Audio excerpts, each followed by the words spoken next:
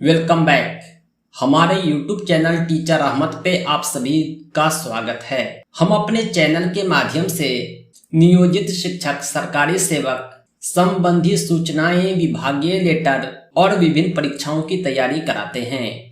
आज का यह वीडियो बेहद खास है, खास तौर से मुस्लिम भाइयों के लिए, मुस्लिम बहनों के लिए जो सरकारी सेवक हैं, कर्मचारी हैं या अधिकारी हैं। आज की इस वीडियो में हम सामान्य प्रशासन विभाग बिहार सरकार के एक महत्वपूर्ण विभागीय लेटर के साथ एक विशेष टॉपिक पर चर्चा करेंगे। जैसा कि आपने थंबनेल में देखा होगा कि हम बात कर रहे हैं रमजान के महीने में मुस्लिम सरकारी सेवकों के कार्यालय अवधि के संबंध में। यानी जो मुस्लिम सरकारी सेवक हैं, कर्मचारी हैं, पदाधिकारी हैं, चाहे वो किसी भी विभाग में कार्यरत हो, उसे रमजान के महीने में एक विशेष छूट दी जाती है। यह छूट क्या है, इसे आप कैसे प्राप्त करेंगे, सारी जानकारी हम आपको इस वीडियो में देंगे। दोस्तों, यह विभागीय लेटर बिहार सरकार समान प्रशासन विभाग की ओर से सरकार के प्रधान सचिव डॉक्टर बी राजेंद्र ने जारी किया है और रमजान के महीने में मुस्लिम सरकारी सेवकों के कार्यालय अवधि में जो छूट दी गई है उस पर विस्तृत चर्चा की है। इस विषय के संबंध में सरकार के प्रधान सचिव ने कहा है कि तत्कालीन कार्मिक एवं प्रशासनिक सुधार विभाग यानी सामान्य प्रशासन विभाग के कार्यालय आदेश ज्ञापांक 349 दिनांक 11 दिसंबर 2000 ईस्वी द्वारा रमजान के महीने में मुस्लिम सरकारी सेवकों के कार्यालय अवधि के संदर्भ में निम्न निर्णय संसूचित है। यानी सन 2000 ईस्वी में मुस्लिम सरकारी सेवकों के कार्यालय अवधि के संबंध में एक विशेष निर्णय लिया गया था।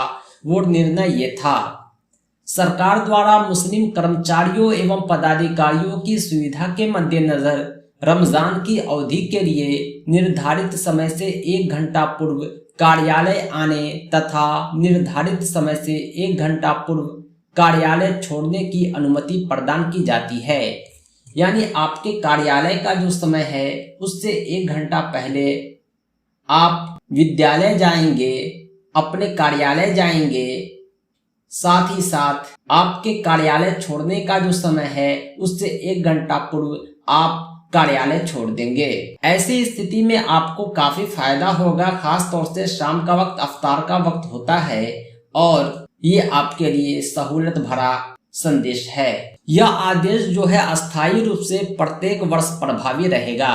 यानी यह आदेश सिर्फ और सिर्फ इस वर्ष के लिए नहीं है बल्कि अगले आदेश तक प्रभावी रहेगा। अब बात आती है कि ऐसी स्थिति में आप अपना अटेंडेंस कैसे बनाएंगे और इसका लाभ किन किन सरकारी सेवकों को मिलेगा। सरकारी सेवक कई प्रकार के होते हैं, कुछ नियमित होते हैं, कुछ संविदा पर होते हैं, कुछ नियोजित होते हैं, अन्य बाह्य स्रोतों से नियोजित होते हैं। सभी प्रकार के मुस्लिम कर्मचारी एवं पदाधिकारी को इसका लाभ दिया जाएगा। मैं इस लेटर को इस वीडियो के डिस्क्रिप्शन में डाल दूंगा, आप डाउनलोड कर सकते हैं। अपने कार्यालय में इसकी एक प्रति रख सकते हैं ताकि आवश्यकता अनुसार आप इसका प्रयोग कर सके। साथ ही साथ अटेंडेंस बनाने के क्रम में भी आप अपनी उपस्थिति पंजी में अपनी उपस्थिति 1 घंटा पूर्व दर्ज करेंगे। इतना ही नहीं, यह व्यवस्था बायोमेट्रिक अटेंडेंस वालों के लिए भी की गई है। अगर आपके कार्यालय में बायोमेट्रिक अटेंडेंस सिस्टम लागू है, फिर भी अपनी उपस्थिति इसी बायोमेट्रिक माध्यम से 1 घंटा पूर्व दर्ज करेंगे।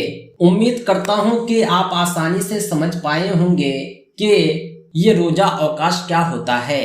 रमजान के महीने में मुस्लिम सरकारी सेवकों के कार्यालय अवधि में जो विशेष प्रकार की छूट दी गई है, आप इसका लाभ ले पाएंगे। जैसा कि आप देख पा रहे होंगे, यह पत्र सभी विभाग के कर्मचारियों को